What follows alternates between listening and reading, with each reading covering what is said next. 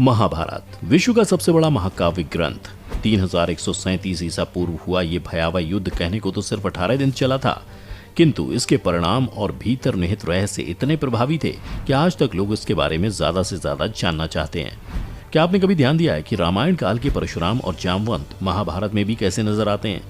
माना प्राचीन मानव की सामान्य उम्र लगभग 300 से 400 वर्ष हुआ करती थी, और अगर हम इन दोनों की आयु का अनुमान रामायण और महाभारत के आधार पर लगा लें तो इसका मतलब महाभारत के युद्ध में भाग लेने वाले बाकी योद्धाओं की आयु का भी लगभग सटीक अनुमान लगाया जा सकता है। जी हाँ, अगर बात करें महाभारत के मुख्य पात्रों में से एक भीष्म की, तो बताया जाता है कि भीष्म जब युवा थे तब कृष्ण और अर्जुन पैदा भी नहीं हुए थे। लेकिन अगर ऐसी बात है तो अब सवाल उठता है कि महाभारत युद्ध के समय भीष्म पितामह आदि की उम्र क्या रही होगी। विश्लेषण करें तो पता चलता है कि पहले के प्रतिष्ठित लोग 4 आश्रमों का पालन करते थे, जिनमें से ब्रह्मचर्य आश्रम का अनुपालन करने वाले 25 वर्ष के बाद ही विवाह कर लेते थे। लेकिन ये भी जरूरी नहीं कि सभी इस आश्रम का पालन करते हो, तो ऐसी स्थिति में उनके उम्र की गणना कैसे करें? दरअसल इसमें हमारी मदद करेंगे हिंदू धर्मशास्त्र और पुराण। पुराणों में वर्णित है राजा शांतनु की पहली पत्नी गंगा से एक पुत्र हुआ जिसका नाम देवव्रत रखा गया, और देवव्रत ही आगे चलकर भीष्म पितामह बना। जब देवव्रत की उम्र विवाह लायक हुई तब उनके वृद्ध पिता यानी कि शांतनु से युवा सत्यवती ने विवाह किया। हम मान लेते हैं कि उस समय देवव्रत की उम्र 22 वर्ष रही होगी, मतलब शांतनु का द्वितीय विवाह के समय भीष्म 22 वर्ष के रहे होंगे। जिसके बाद शांतनु के सत्यवती से 2 पुत्र हुए, चित्रांगद और विचित्रवीर। विचित्रवीर के बालपन में ही राजा शांतनु का देहांत हो गया। तब भीष्म ने अपनी प्रतिज्ञा के अनुसार अपने सौतेले भाई चित्रांगद को राजगद्दी पर बिठाकर शासन किया, और जब चित्रांगद बड़ा हो गया तो उसे ही राज्यभार सौंप दिया। उस वक्त निश्चित ही चित्रांगद की उम्र 20 वर्ष रही होगी।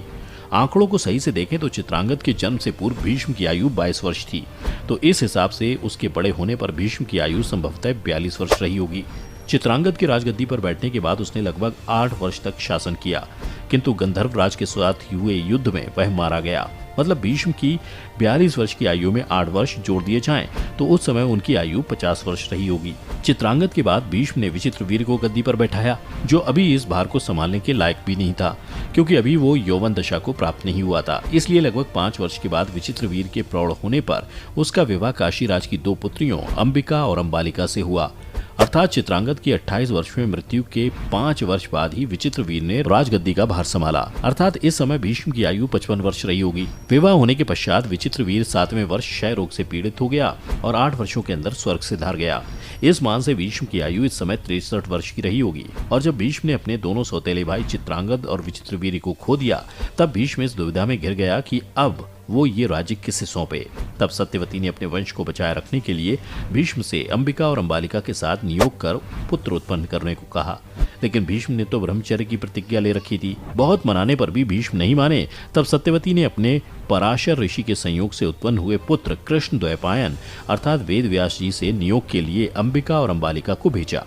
वेद व्यास ने अंबिका, अंबालिका और एक दासी के साथ नियोग किया, जिससे धृतराष्ट्र, पांडु और विदुर का जन्म हुआ। गणना की जाए तो इनके जन्म के समय भीष्म की आयु 65 वर्ष की हो चुकी होगी। कहते हैं जब सत्यवती ने राजा शांतनु से विवाह किया था तो उसके पूर्व ही उन्होंने एक पुत्र को जन्म दिया था जो पराशर का पुत्र था, और वही पुत्र वेदव्यास बना। इसका मतलब व्यास जी की आयु भीष्म की अपेक्षा 16 वर्ष कम मानी जा सकती है। इस मान से अंबा और अंबालिका के साथ नियोग के समय व्यास जी की आयु लगभग 50 वर्ष के करीब रही होगी। आगे बढ़ते हुए जब धृतराष्ट्र अंधे होने के कारण राज्य के अयोग्य ठहरा दिए गए और पांडु के युवा होते ही पांडु को राज्य मिल गया। सोचें तो इतना होने के लिए भी कम से कम 18 वर्ष तो होने ही चाहिए। इसलिए पांडु के राज्य अभिषेक समय भीष्म की आयु निश्चित ही 83 वर्ष रही होगी। इस दौरान राजा पांडु ने लगभग 10 से 12 वर्षों तक अच्छे से राज किया, जिसके पश्चात उनको क्षय रोग हुआ और वे हिमालय की पहाड़ियों में जाकर रहने लगे। ऐसे में धृतराष्ट्र को राजगद्दी मिली। आंकड़े देखें तो उस समय भीष्म की आयु लगभग 95 वर्ष रही होगी। इसके पश्चात 4-5 वर्षों की अवधि में युधिष्ठिर और दुर्योधन आदि का जन्म हुआ। अर्थात 5 पांडवों के जन्म के समय भीष्म लगभग 100 वर्ष की आयु को प्राप्त कर चुके थे। युधिष्ठिर और दुर्योधन की आयु में लगभग 1 या 2 वर्ष का ही अंतर प्रतीत होता है। पांडव विद्या प्राप्त करके जब यौवन दशा को प्राप्त हुए तब दुर्योधन आदि कौरवों ने शकुनी के साथ मिलकर लाक्षागृह में पांडवों को जलाने की योजना बनाई, परंतु पांडव बच गए। उस समय युधिष्ठिर की आयु लगभग 20 वर्ष के आसपास तो रही होगी। अर्थात भीष्म की आयु भी 120 वर्ष से कम न रही होगी। इसके पश्चात लगभग 10 से 12 वर्षों तक पांडवों को कष्ट झेलने पड़े।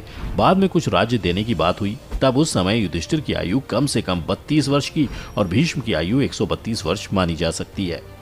इंद्रप्रस्थ मिलने के बाद पांडव राज्य करने लगे। लगभग 25 वर्षों में पांडवों ने दिग्विजय करके राज्य वैभव बढ़ाया और राजसूय यज्ञ किया। इस समय युधिष्ठिर की आयु 57 वर्ष और भीष्म की आयु 157 वर्ष की हो चुकी थी। राजसूय यज्ञ में पांडवों के वैभव और ऐश्वर्य को देखकर दुर्योधन के मन में कटुता उत्पन्न हुई और उसने उनका राजपाट छीनने के लिए एक कपट की रचना की। द्युत क्रीड़ा में हार होने से पांडवों को 12 वर्ष का वनवास हुआ और 1 वर्ष अज्ञातवास हुआ। इस प्रकार वनवास की समाप्ति के समय युधिष्ठिर की आयु 70 वर्ष की थी।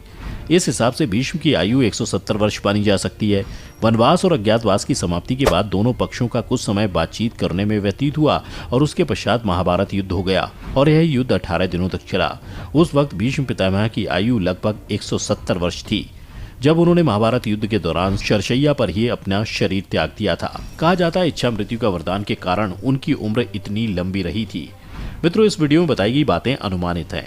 अब आप भीष्म उम्र के मान से अन्य सभी योद्धाओं की उम्र का अनुमान आसानी से लगा सकते हैं। जैसे कि युद्ध के 15 वर्ष बाद धृतराष्ट्र, गांधारी, विदुर आदि वन में चले गए और वहीं 2 वर्ष के अंतराल में उनकी जीवन लीला समाप्त हो गई। शोधानुसार महाभारत का युद्ध 22 नवंबर 3067 ईसा पूर्व हुआ था।